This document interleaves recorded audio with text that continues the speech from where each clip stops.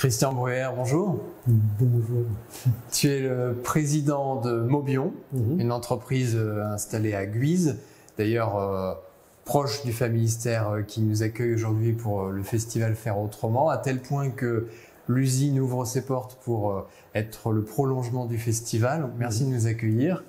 L'entreprise Mobion, est-ce que tu peux nous rappeler un peu la genèse, l'historique en quelques mots de l'entreprise?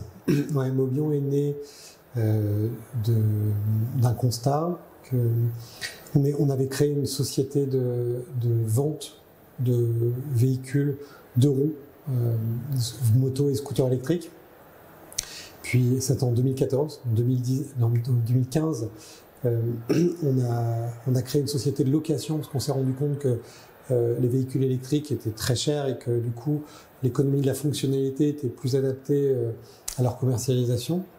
Donc on est devenu une société de location, on a créé une société pour ça, pour avoir le code APE qui convenait. Et puis assez vite on s'est rendu compte que la qualité des véhicules qui étaient proposés sur le marché à l'époque n'était pas cohérente avec cette économie de la fonctionnalité qui nécessite d'avoir des véhicules qui durent, parce que tu vas les louer le plus longtemps possible, et avec surtout des coûts opérationnels qui sont les plus bas possibles. Et donc, à cause de ces coûts opérationnels qui étaient trop hauts, on ne gagnait pas très bien notre vie. Et on s'est dit, en fait, cette année obsolescence programmée joue contre nous. Et au cours d'une réunion au Grand Voisin, puisque à l'époque on avait des bureaux au Grand Voisin, c'est juste après la COP21, j'ai dit dans une réunion, ce qu'il nous faudrait, c'est de la pérennité programmée. Et on s'est arrêté là, on a dit waouh, ça c'est un concept qui est vraiment cool. Est-ce qu'on pourrait pas travailler dans ce sens-là? Et en septembre ou en octobre 2016, on a créé Mobion pour faire un scooter à pérennité programmée. On a déposé un dossier à l'ADEME. On a été lauréat d'un appel à projet PME. On nous a financé pour 200 000 € pour développer un scooter français connecté à pérennité programmée. Et c'est ce qu'on a fait. Et donc aujourd'hui, on a un scooter homologué qui est le seul à être Origine France garantie, puisque on acquiert plus de 50% de son prix de revient en France. Et on l'assemble ici maintenant à Guise, puisqu'on a racheté un site qui était anciennement une usine de tôlerie fine, pour avoir un site de production qui nous permette de fabriquer le plus de choses possible. Donc la tôlerie fine est très utile quand tu fais des batteries, puisqu'on fabrique nos batteries. Et donc les batteries, ça se protège dans des boîtes en métal. Et la tôlerie fine, ça permet de faire des boîtes en métal. Donc originellement, on est arrivé là parce que la BPI nous avait proposé de faire fabriquer nos boîtes en métal ici dans les Hauts-de-France. Et l'entrepreneur que la BPI nous avait présenté a malheureusement été emporté par la crise sanitaire. Il n'a pas réussi à survivre au marasme qu'a créé la crise sanitaire. Et du coup, comme on était déjà installé là, qu'on avait commencé à travailler avec eux, on avait signé même un bail pour s'installer dans cette usine. On avait créé un établissement en septembre 2020. On a décidé de proposer aux liquidateurs de racheter l'usine. Ça a été liquidé. Et on a fini par réussir. Ça a pris plus d'un an. Si ça a pris plus d'un an entre le moment où on est devenu propriétaire, on a réussi à convaincre le liquidateur en 9 mois, mais après il a fallu monter le dossier financier et on a été propriétaire que le 30 avril 2022, alors que ça avait été liquidé le 1er mars 2021. D'accord. Voilà. Alors quand tu parles de pérennité programmée, derrière ça a nécessité de décortiquer pièce par pièce la construction du modèle de scooter pour que chaque pièce ait son propre cycle de vie. Exactement. En fait, on est parti du constat que dans un sous-ensemble, quel qu'il soit, il y a des composants de nature différentes qui impliquent que la durée de vie du sous-ensemble va être finalement limitée par son maillon le plus faible. Donc souvent un joint ou un connecteur, une pièce qui est fragile par essence et qui ne va pas être capable de durer très longtemps. Un roulement, parce que elle a une fatigue mécanique qui est liée à sa nature. Mais tous les composants qui sont autour ont des durées de vie supérieures. Ouais. Donc si tu fais un design démontable et que tu as pensé la réparabilité, eh bien, tu peux envisager de faire de ce sous-ensemble un nouveau sous-ensemble en changeant seulement les composants qui ne sont pas capables de vivre plus longtemps. Et nous, on est parti vers un modèle de remanufacturation parce qu'on est sur un véhicule homologué. Donc, on ne peut pas vraiment faire comme back market et reconditionner. On fait de la remanufacturation, c'est-à-dire qu'on décompose tous les sous-ensembles et en décomposant les sous-ensembles, on les requalifie par des process de validation de gabarit, d'outils de vérification de la fatigue mécanique, par exemple pour les ressorts ou pour des pièces qui ont un impact sur l'aspect sécurité du véhicule. Et puis ensuite, une fois qu'ils sont qualifiés, ils repartent dans un cycle de production classique.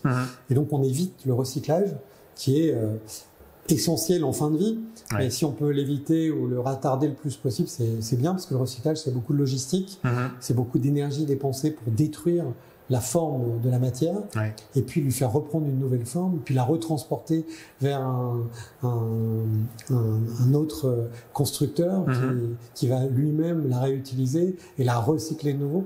Donc nous, on a décidé d'essayer de faire vivre nos composants le plus longtemps possible. On a été limité par l'administration, parce que envisager qu'un bien mobilier soit amorti sur plus de 20 ans, c'est compliqué. Donc on a été obligé de se limiter à 20 ans. Notre commissaire aux comptes nous a dit, voilà, on s'arrête à 20 ans, parce qu'au-delà, c'est pas possible. Ce qui est un peu dommage, parce qu'un aimant, même après 20 ans, il continue à être aimant. Un bobinage moteur en cuivre, il continue à faire électro-aimant. Mais bon, c'est pas possible pour l'instant. Bon, déjà c'est très bien, on est les premiers à faire ça a priori, et ça nous permet de changer totalement le modèle économique de notre produit. Oui, parce que finalement cette chaîne de production, cette logistique, elle est transposée dans la comptabilité. Exactement. Pour avoir un modèle économique basé sur l'économie d'usage et la fonctionnalité qui intègre complètement cette capacité à maintenir en état de fonctionnement chaque pièce unitairement. Exactement. En fait, c'est une industrie servicielle où le produit vient en support du service et on ne vend plus un produit, on vend l'usage d'un service qui va rendre un service propre au sens propre du terme. Et donc, le produit n'appartient pas à l'utilisateur, il appartient à l'entreprise qui offre le service, mais ça crée beaucoup de fiabilité, puisque du coup, quand tu achètes une fonction, il faut qu'elle fonctionne. Et donc, ça donne beaucoup de garanties à l'utilisateur. Et puis, dans notre cas, c'est moins cher que de l'acheter, puisque ça diminue le prix. Aujourd'hui, on est en gros entre 20 et 30% moins cher qu'un produit similaire acheté, avec une garantie que ça fonctionnera du début à la fin, sans la moindre surprise en termes de coûts, puisque tous les coûts des consommables, eux, sont connus dès l'achat du produit, dès l'achat du service. Toutes les parties prenantes finalement s'y retrouvent. Et une autre partie prenante, l'entreprise, il y a le bénéficiaire, le client, mais aussi toutes les équipes qui produisent. Et là, sur la dimension managériale, il y a aussi une démarche chez Mobion qui est assez globale dans la dynamique de RSE. Comment vous êtes organisé? Avant ça, il y a une autre étape. Je vais répondre à ta question, mais il y a une autre étape qui est importante. C'est que quand tu fais cette démarche, tu économises beaucoup d'énergie, je l'ai déjà dit, mais tu fais autre chose qui a beaucoup d'impact. C'est que l'argent que tu dépenses pour remanufacturer, tu le dépenses sur ton territoire. Puisque les ouvriers sont dans ton usine, ils vivent au même endroit que toi. Et ils vont acheter leur pain, ils vont commander leur pizza dans le restaurant d'à côté, qui éventuellement va commander tes scooters pour livrer ces pizzas. Donc tu crées une économie circulaire qui est vertueuse. Donc ça apporte au territoire. Et évidemment, dans le cas de Mobion, on a voulu faire en sorte que ça soit participatif. On en a parlé tout à l'heure. Et donc ce côté participatif est traduit chez nous par un système qui s'appelle les dividendes contributifs, où en fait, au travers des entretiens individuels, on on permet à chacun des employés de comptabiliser un certain nombre de points. En fait, on est obligé de calculer. Donc, on a créé une matrice de richesse et ces points permettent de distribuer des pourcentages d'une partie du capital qu'on a décidé de redistribuer aux gens qui travaillent et qui donc créent la valeur dans l'entreprise. Donc c'est un mécanisme qui n'est pas très compliqué à mettre en place puisque finalement on utilise les entretiens individuels qu'on est obligé de faire. On a créé une sorte de tableau Excel. Alors c'est sur un site internet qu'on a intégré un site en PHP qui est interne. On a développé une petite application pour ça, qui nous permet de calculer finalement comment on va répartir ces BSA, ces bons de souscription d'actions, ces BSPCE dans certains cas, qui vont être distribués aux personnes qui ont apporté de la valeur à l'entreprise. Et il y a une autre facette sur les questions sociales chez Mobion, qui est le lien avec l'association Recycle Jouet. Tu peux nous en parler? Oui, bien sûr. En fait, tout à fait par hasard, la mairie avait besoin de récupérer des locaux qui étaient occupés par un chantier d'insertion qui s'appelle Recycle Jouet. Ouais. Et donc, Recycle Jouet a appris qu'on s'était installé dans l'usine, qu'on avait beaucoup de place. Par personne interposée, on a été mis en relation. Des gens charmants, Sarah Collet, son mari Didier, qui anime ce chantier d'insertion de manière extrêmement humaine et très généreuse, sont venus nous voir en nous disant voilà, on a besoin de place pour stocker nos jouets, est-ce que vous auriez un endroit où on pourrait le faire? Et donc, comme on avait beaucoup de place, on a 24 000 m², l'usine est très grande, on leur a dédié un bâtiment dans lequel ils peuvent stocker leurs jouets et maintenant même les trier, commencer à faire le travail de reconditionnement des jouets. Et puis, en sympathisant avec eux, en les côtoyant, assez vite, l'idée de faire un chantier d'insertion pour démonter nos scooters, ce qui a beaucoup de sens parce que ça nous permet de commencer à former des gens à la prise en main des outils tout simplement, ou juste à la connaissance de la physionomie de notre véhicule, donc de comprendre comment il fonctionne. C'est pour nous un grand espoir en termes de formation et de recrutement, puisque on va pouvoir détecter des talents tout en participant à un projet d'insertion professionnelle local qui devient de plus en plus important parce qu'avec les RSA qui doivent participer à l'œuvre civique par quelques heures de travail par semaine, ça permet de pouvoir rapprocher les gens de l'entreprise, de faire œuvre commune avec le territoire encore une fois, ce qui à mon avis est important. Et le stade de développement de la commercialisation, il en est où? Quelle perspective là sur 2023? Alors on est une entreprise un peu spéciale. Aujourd'hui, on n'a pas de directeur commercial. Je suis le directeur commercial, on va dire, mais je fais pas que ça. Donc la manière de distribuer les scooters Mobion aujourd'hui, c'est beaucoup fait au travers de la restauration livrée. Comme je suis un des fondateurs d'Alloresto, que j'ai beaucoup de relations dans ce milieu-là, ça a été assez facile. Là, les volumes commencent à rentrer.